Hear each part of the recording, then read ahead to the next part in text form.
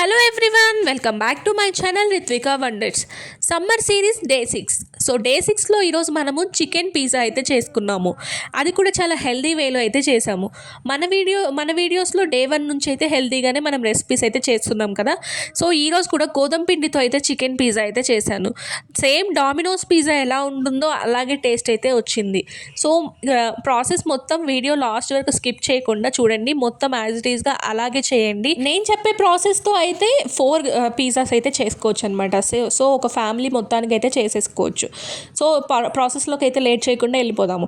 ఒక బౌల్ తీసుకొని 2 cups of గోధుమ పిండిని తీసుకొని దాంట్లో ఒక స్పూన్ ఆఫ్ చక్కెర వేసుకొని తర్వాత కొంచెం సాల్ట్ వేసుకోండి. సాల్ట్ వేసిన తర్వాత 2 spoons ఆఫ్ బేకింగ్ పౌడర్ అలాగే బేకింగ్ సోడాని వేసేసి కొంచెం బటర్ వేసి కలుపుకోవాలి. తర్వాత అయితే ఇలా పెరుగునైతే 1/2 cup ఆఫ్ పెరుగు తీసుకొని మొత్తం ఇలా ఉండలు లేకుండా మంచిగా కలుపుకొని లాస్ట్లో అయితే బటర్ వేసేసి ప్లేట్ మూసేసి కాసేపు అయితే పక్కన పెట్టేయండి. సో దట్ ఏమవుతుంది అంటే మనకు మంచిగా ప్లఫీగా అయితే కాసేపు పొంగుతుంది పిండి అనేది. తర్వాత పిండి పొంగి పిజ్జా తయారు చేసుకోవడానికి ప్రాసెస్లోకి అయితే వెళ్ళిపోదాము. సో ఇలా చపాతీ పిండి ఎలా అయితే మనం రుద్దుకుంటామో అలాగే అయితే అంటే చపాతీ లాగా కాకుండా ఇంకొంచెం లావుగా కొంచెం బ్రాడ్గా అయితే చేసుకోండి. ఎందుకంటే పిజ్జా కదా కొంచెం లావుగా ఉంటేనే మంచిగా వస్తుంది కదా మనకి. మరీ అంత లావుగా లేకుండా మరీ అంత పలుచగా లేకుండా మీడియం సైజులో అయితే చేసుకోండి. సో మనం తీసుకునే ప్లేట్ని బట్టి సైజ్ అనేది మనం పెంచుకోవాలన్నమాట. సో నేను తీసుకున్న సైజుని బట్టి నేనైతే చేసుకున్నాను షేప్ ఎంత కావాలి అనేది. సో తర్వాత ఒక ఫోక్ తీసుకొని ఇలా కాట్లు పెట్టేసుకొని దీంట్లో మైనీస్ అండ్ టమాటో సాస్ వేసుకొని దీని మీద చీజ్ అయితే వేసుకోవాలి. సో చీజ్ వేసిన తర్వాత మనకు కావాల్సిన ఐటమ్స్ అన్నీ అయితే రెడీగా పెట్టుకున్నామంటే ఫాస్ట్గా చేసుకోవడం అయితే ఈజీగా అయిపోతుంది. అలాగే చికెన్ అయితే కొంచెం కారం ఉప్పు వేసి నేనైతే మ్యారినేట్ చేసి పెట్టుకున్నాను, కొంచెం బాయిల్ చేశాను. సో దాన్ని కూడా ఆనియన్స్, టమాటో ఇంకా మీ దగ్గర వెజిటేబుల్స్ ఏదైనా కావాలి అన్న కూడా వెజిటేబుల్స్ వేసుకోండి. నేనైతే నా దగ్గర ఉన్న వెజిటేబుల్స్ వేసుకొని తర్వాత చికెన్ వేసుకొని మళ్ళీ పైన అయితే చీజ్ వేసుకోవాలి.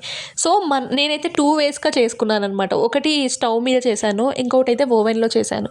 సో 2 వీడియోస్ కూడా నేను చూపిస్తున్నాను. స్టవ్లో ఎలా చేయాలి అలాగే ఓవెన్లో ఎలా చేయాలి అనేది అయితే చూపిస్తాను. సో లాస్ట్ వరకు అయితే స్కిప్ చేయకుండా చూడండి. సో దట్ మీకు ప్రాసెస్ అయితే మొత్తం అర్థమైపోతుంది. స్టవ్ మీద అయితే ముందుగా ప్రీ హీట్ చేసుకొని 10 minutes పెట్టండి. సో లాస్ట్ వీడియో చూపించిన విధంగానే సేమ్ అంతే ఒక 20 to 30 minutes పెట్టేసామంటే అయిపోతుంది. అలాగే ఓవెన్లో ప్రాసెస్ కూడా నేను చూపిస్తాను, ఎన్ని డిగ్రీస్ పెట్టాలి, ఎంత టెంపరేచర్ పెట్టాలి అనేది. అది కూడా చూడండి, లాస్ట్ వరకు అయితే చూస్తే మీకు అర్థమైపోతుంది. సేమ్ అండి, అంటే ఓవెన్లో చేసిన పొయ్యి మీద స్టవ్ మీద చేసినా కూడా సేమ్ అయితే యాజ్ ఇట్ ఈజ్ వచ్చాయి. సో ఎలాంటి డిఫరెన్స్ అయితే నాకైతే కనిపించట్లేదు. సో ఇప్పుడైతే ఓవెన్ ప్రాసెస్ అయితే చెప్పబోతున్నాను చూడండి. సో సేమ్ ఓవెన్లో అయితే కూడా ఇంతే అండి. సేమ్ మనం తీసుకునే ట్రేని బట్టి, సో ఓవెన్లో ఓటీజీలో ట్రే వస్తుంది కదా, సో ఆ ట్రేలో సేమ్ ఇలాగే మైనీస్ అండ్ టమాటో సాస్ అయినా వేసుకోవచ్చు, లేదా పిజ్జా సాస్ ఉంటుంది కదా అలా అయినా వేసుకొని మనం దగ్గర ఉన్న వెజిటబుల్స్ ఇలా మొత్తం స్ప్రెడ్ చేసుకొని చీజ్ వేసుకోవాలి. ఫస్ట్ చీజ్ వేసుకొని వెజిటబుల్స్ వేసుకొని తర్వాత మళ్ళీ పైన చీజ్ వేసుకోవాలి. సో నేనైతే చికెన్ పిజ్జా చేస్తున్నాను కాబట్టి చికెన్ స్లైసెస్ కూడా ఈ పిజ్జా మీద అయితే అప్లై చేశాను.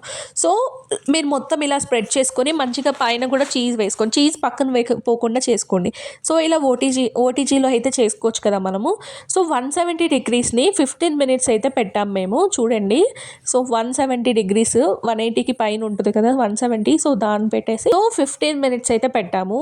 అంతే అండి, 15 minutes తర్వాత మనకి ఎమ్మి పిజ్జా అయితే రెడీ. హోప్ ఈ సిరీస్ అండ్ ఈ వీడియోస్ మీకు నచ్చుతున్నాయని అనుకుంటున్నాను. సో ఎలా వచ్చాయో ట్రై చేసి కమెంట్ సెక్షన్లో కమెంట్ చేయండి. Thank you so much for watching.